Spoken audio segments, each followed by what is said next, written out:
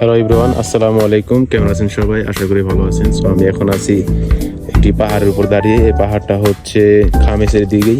আজকে যেহেতু শুক্রবার, তাই আমরা হালকা ঘুরতে আসছি। দেখেন, আপনাদের দেখে পাহাড়টা দেখেন। সামনে যে সিটিটা দেখতেছেন, এটা হচ্ছে আবা সিটি। আর এখানে হালকা মেঘ এবং চারপাশে ঠান্ডা শীতল পরিবেশ। এক কথায় বলতে গেলে মনোরম সুন্দর পরিবেশ। আমরা যখন এখানে পৌঁছালাম তখন ভাবলাম এখানে কিছু রান্না করে খাবো ইনশাল্লাহ। এই জন্য গাড়ি থেকে আমাদের সমস্ত জিনিসপত্র নামিয়ে ফেলেছি। আর এখানে আমাদের একটা বসার জন্য ব্যবস্থা করতেছিল।